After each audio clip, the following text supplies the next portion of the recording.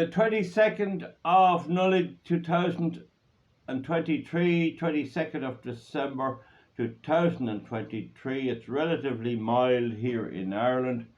It's slightly wet, some drizzle. And this morning was the date, the midwinter date, when the new chamber at Newgrange should have lit up with the sun, but it was overcast and there was no joy there this morning. I don't know about tomorrow morning. It usually can be seen on the day after as well, but not in the same way. It's an amazing monument at Newgrange at the bend of the Boyne.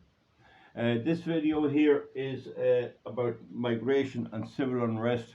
And I asked a question with regard to what's going on, and there's the burning of buildings that are destined to hold these migrants and all of that. Nearly all men.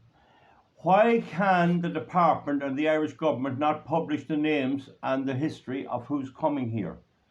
Why can they not do that?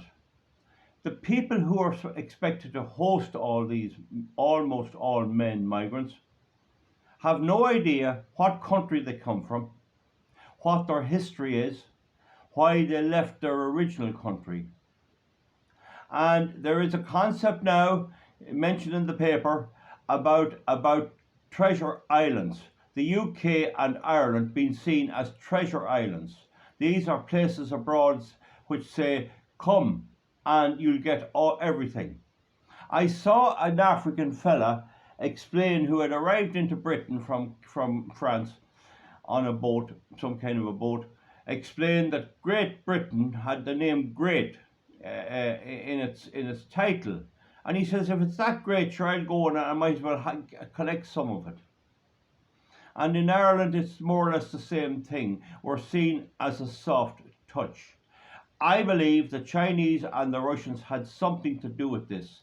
The fact that the Russians are trying to lure in migrants into Finland, into the northern land border, shows that this is part of the strategy of the Russians and of the Chinese. Well, they're linked, they're very closely linked politically and economically at the moment, and to weaken countries. One day last week, 14,000 migrants came across the southern border in the United States. 14,000 in one day. Last year, in the last 12 months, we had 170,000 into Ireland. So my point again is, who are they? What effort has been made to allay local fears? How many more are due to come? We know very well what's happening. The European Union is possessed by this obsession with mad policies. And among those mad policies are to import millions and millions of people into the EU. If they got away with it, they would bring into Ireland alone 5 million people, double the population of the island. And that is the dream of the Green Party, and that is the dream of Sinn Féin. I think I've done some good in alerting the Irish voter to the fact that this statement about Sinn Féin, oh, they'll not be just as bad as this crowd. You must be joking. They're a dyed-in-the-wool socialist party. They admire Castro. They didn't want the EU for a long time because they thought it would stop them getting their way. They wanted a united Ireland with them in charge, which seems to be a possibility.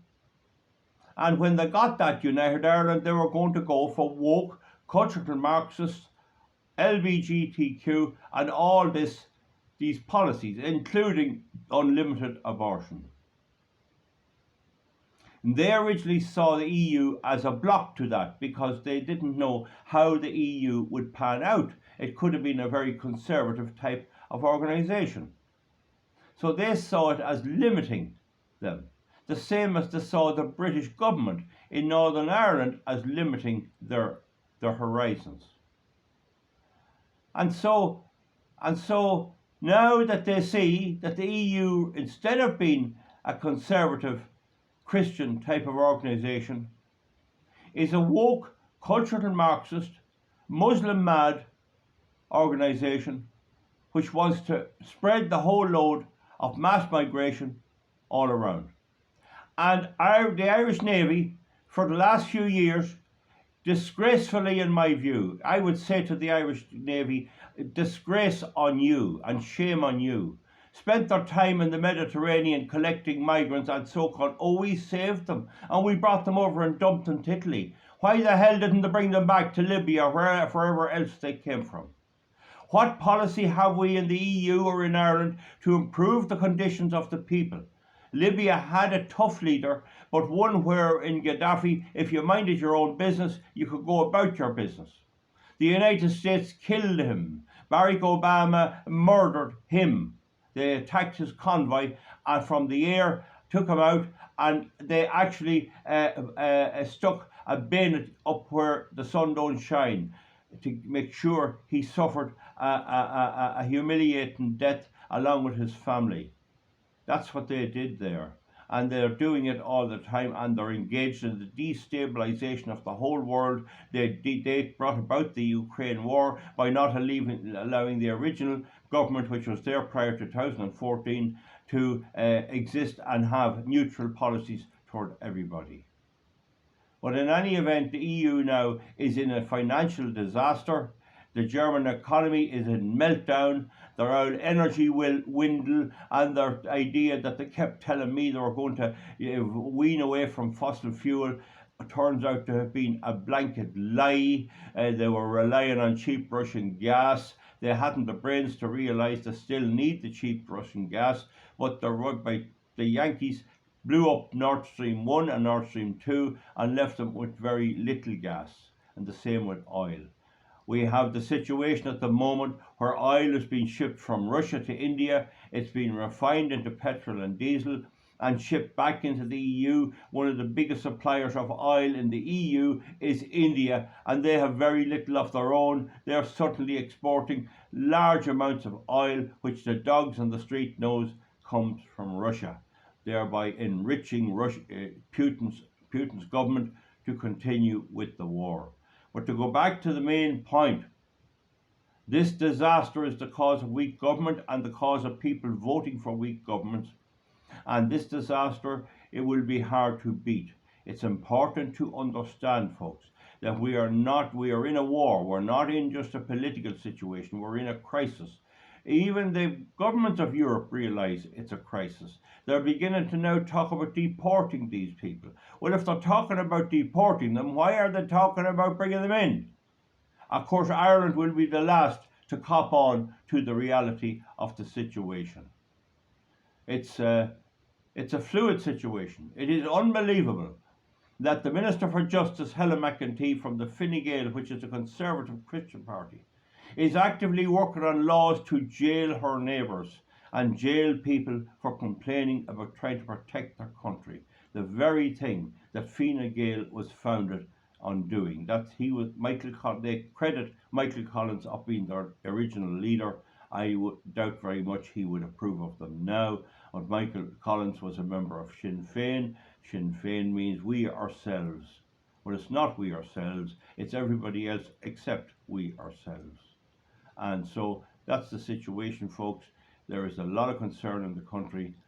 They are now rowing back on this mass migration, and that proves they knew they were wrong all along.